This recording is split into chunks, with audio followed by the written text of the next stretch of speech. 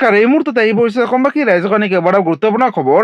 অসমৰ লাখ লাখ ধনী দুখীয়া পৰিয়ালৰ বাবে এটা ডাঙৰ খবৰ। অৰ্থাৎ অৰুণোদয় আঁচনিৰ জৰিয়তে মহিলাসকলে নাপাব আৰু 1250 টকা, তাৰ পৰিৱৰ্তে লাভ কৰিব 3000 টকা। লগতে হাজাৰ হাজাৰ মহিলাৰ নাম কৰ্তন হ'ব অৰুণোদয় আঁচনিৰ পৰা। লগতে এইকেইটা কাম কৰক, নহ'লে 10 তাৰিখে অৰুণোদয় আঁচনি 3000 টকাৰ পৰা বঞ্চিত হ'ব। লগতে অসম বিধানসভা 2026 আৰু 27 বৰ্ষত নতুন কেইবাটাও আঁচনি আনিলে চৰকাৰে CM ত্ৰিপুলৰ অধীনত 2 লাখ টকাকৈ দিব নিবনুৱা যুৱক যুৱতীসকলক। লগতে চৰকাৰী আঁচনি নিযুত মইনা আঁচনি, বাবু আঁচনিৰ লগতে চৰকাৰী চাকৰিৰ পৰা আৰম্ভ কৰি চৰকাৰী ঘৰলৈকে আজি মুখ্যমন্ত্ৰী ডক্টৰ হিমন্ত বিশ্ব শৰ্মাই 20টাকৈ বৃহৎ মন্তব্য কৰিলে ৰাজ্যবাসীৰ বাবে। গতিকে ভিডিঅ'টো সম্পূৰ্ণকৈ চাওক আৰু ভালদৰে বুজি লওক। তো বলক ভিডিঅ'টো আৰম্ভ কৰোঁ। আৰু আজিৰ প্ৰথমটো খবৰ হৈছে ৰাজ্যৰ লাখ লাখ ধনী দুখীয়া পৰিয়ালৰ বাবে এটা ডাঙৰ খবৰ, কিয়নো 2026 আৰু 27 বৰ্ষত নতুন বাজেটত অসমৰ বাবে কি নতুন নিয়ম আনিলে, কি নতুন আঁচনি আনিলে, লগতে যুৱক যুৱতীসকলে উপকৃত হ'বনে নাই, আপডেট কেইটা চাই লওক। প্ৰথমতে 1 আগষ্ট তাৰিখৰ পৰা সম্পূৰ্ণ নতুন ৰূপৰে লাভ কৰিব ৰেচন, সলনি হ'ব বিতৰণৰ প্ৰতিটো নিয়ম।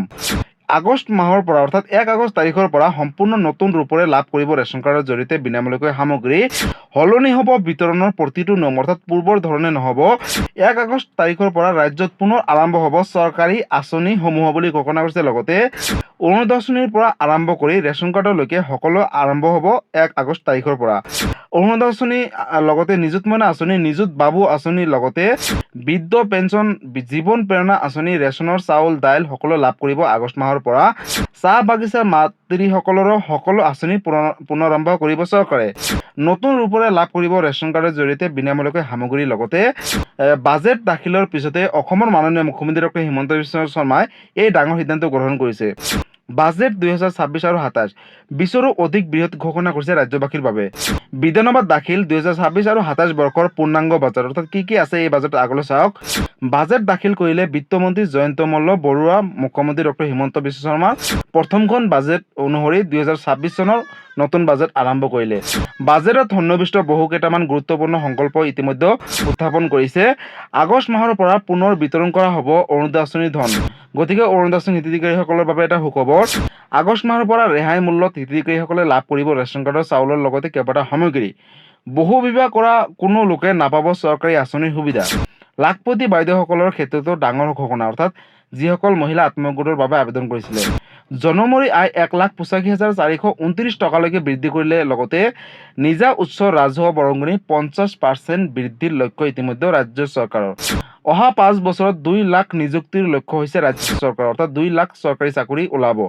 শীঘ্ৰেই স্বাস্থ্য বিভাগত বৃহৎ নিযুক্তি হ'ব বুলি ইতিমধ্যে ঘোষণা কৰিছে চৰকাৰে। লগতে মুঠ 33,240টা পদত নিযুক্তি দিব অসম চৰকাৰে। লগতে এটকা ঘোষ নিদিয়াকৈ চাকৰি লাভ কৰিব ৰাজ্যৰ যিসকল নিবনুৱা যুৱক যুৱতীসকল আছে, অৰ্থাৎ যোগ্য হ'লে লাভ কৰিব। 7খন বিশ্ববিদ্যালয়লৈ পৰ্যায়ক্ৰমে 100 কোটি টকাকৈ দিব। লগতে চাহ শ্ৰমিকৰ 1,44,000 পৰিয়ালে ভূমি পট্টাও লাভ কৰিব বুলি ঘোষণা কৰিছে। গৃহহীন প্ৰতিটো পৰিয়ালে লাভ কৰিব চৰকাৰী ঘৰ। অৰ্থাৎ যিসকলে চৰকাৰী ঘৰ পোৱা নাই তেওঁলোকৰ বাবে ডাঙৰ খবৰ। ছেপ্টেম্বৰৰ পৰা স্নাতক শিক্ষাৰ্থীয়ে পাব 2,000 টকা। লগতে 25 ডিচেম্বৰত শুভাৰম্ভণি হ'ব মিছন বসুন্ধৰা 4.0।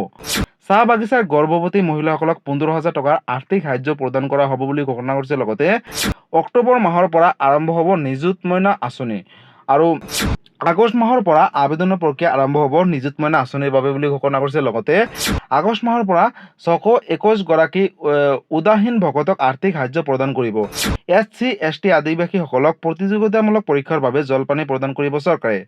চাকৰি প্ৰত্যাশী যুৱক যুৱতীসকলৰ বাবেও আছে ভাল খবৰ। স্বাস্থ্য বিভাগত 33,240টা পদত নিযুক্তি হ'ব শীঘ্ৰেই। ৰাজ্যৰ যিসকল চৰকাৰী চাকৰি বিচাৰি আছে, যিসকল যুৱক যুৱতী আছে তেওঁলোকৰ বাবে সুখবৰ। ৰাজ্য চৰকাৰে শীঘ্ৰেই স্বাস্থ্য বিভাগত দিব বৃহৎ নিযুক্তি। অৰ্থাৎ মুঠ 33,240টা পদত নিযুক্তি দিব চৰকাৰে। অৰ্থাৎ যিসকলে যোগ্য হ'ব আবেদন কৰিব পাৰিব।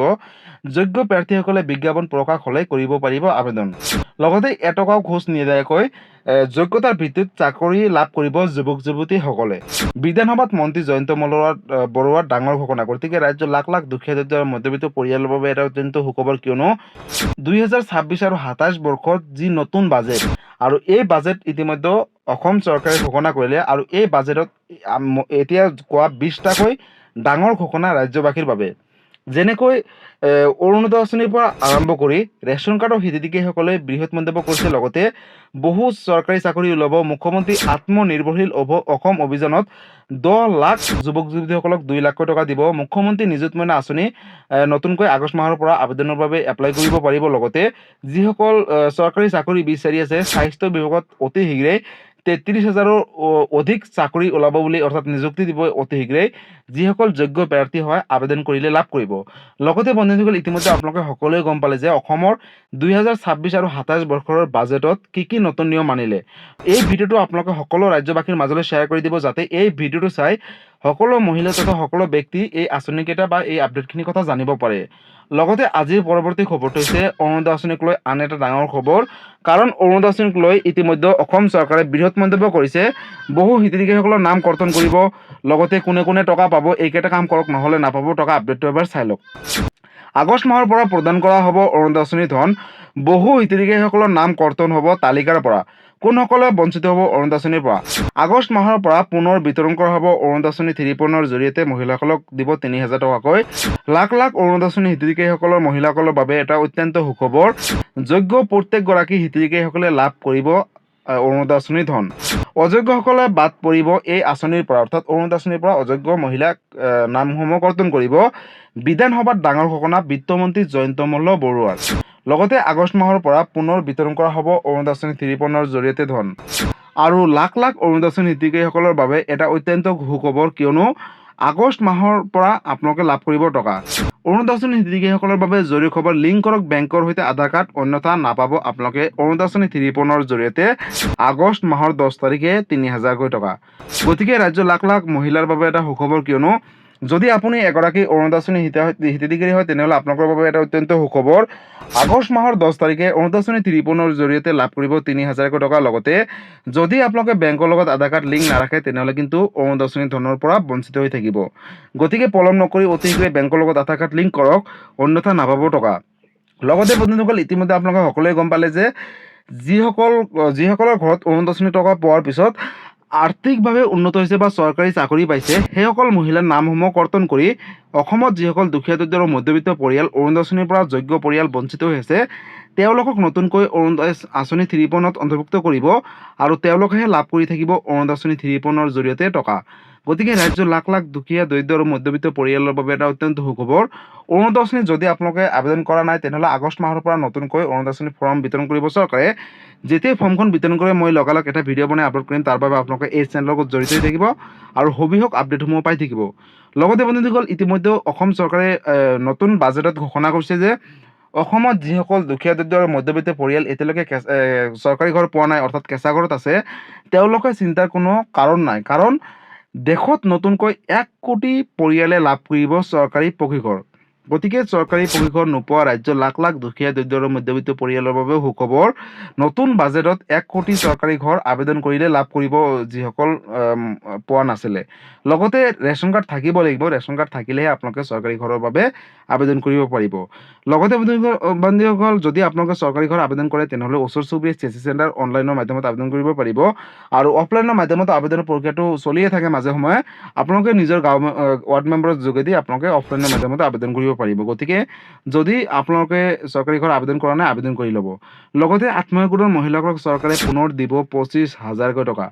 আৰু যিসকলে আছাম মুখ্যমন্ত্ৰী নিযুত মইনা আঁচনি এতিয়ালৈকে আবেদন কৰা নাই, তেওঁলোকৰ বাবে এটা সুখবৰ। আগষ্ট মাহৰ পৰা নতুনকৈ নিযুত মইনা আঁচনিৰ বাবে আবেদনৰ ফৰ্ম বিতৰণ কৰিব চৰকাৰে।